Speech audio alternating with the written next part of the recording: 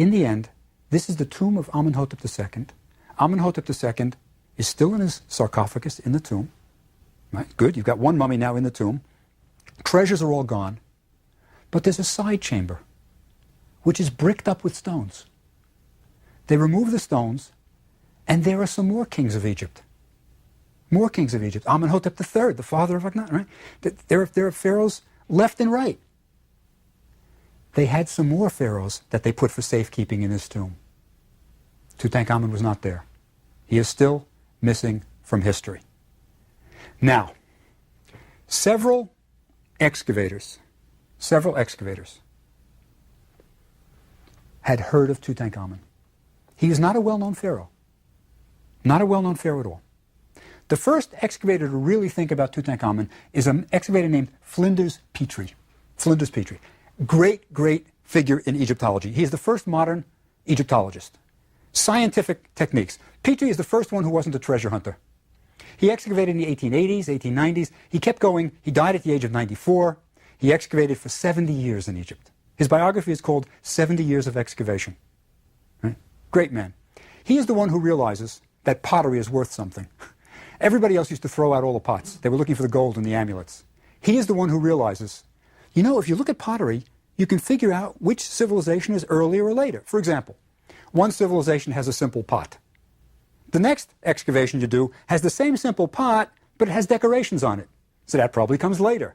And then maybe another civilization has the pot with the decorations with handles, a new innovation. So that's later. So he figures out sequential dating by pottery.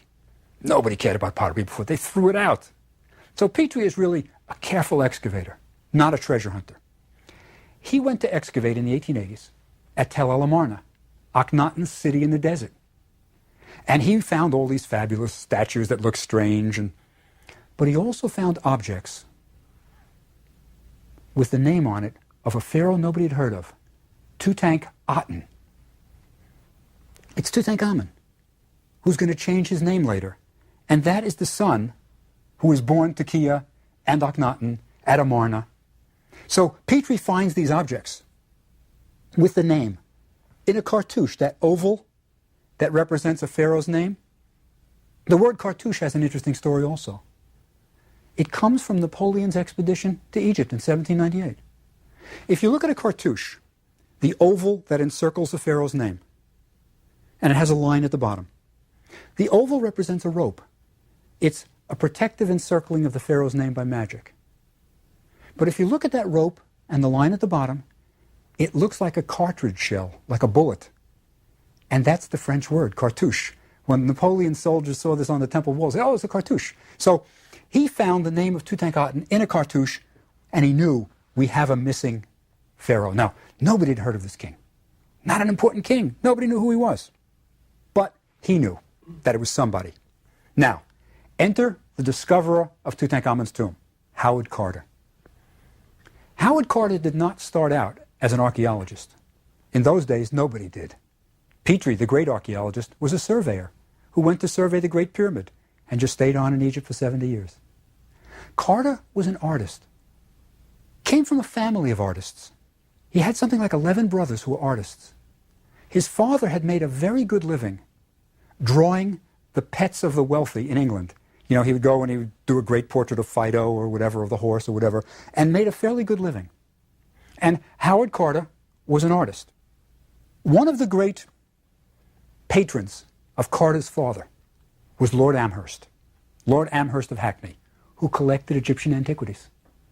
And Carter, as a boy, went to Didlington Hall, where the Amherst lived, saw the antiquities collections, was impressed by them, and continued with his art. And this is the connection by which Howard Carter gets to Egypt.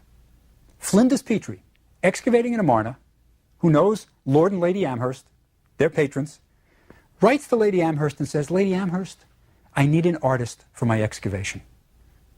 Can you send me someone young who preferably is not a gentleman, because he will not make too many demands? All right, so he wanted somebody who's a little bit lower class, who won't make too many demands.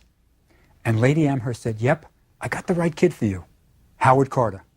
So Howard Carter is dispatched from England at the age of 17 to be an artist under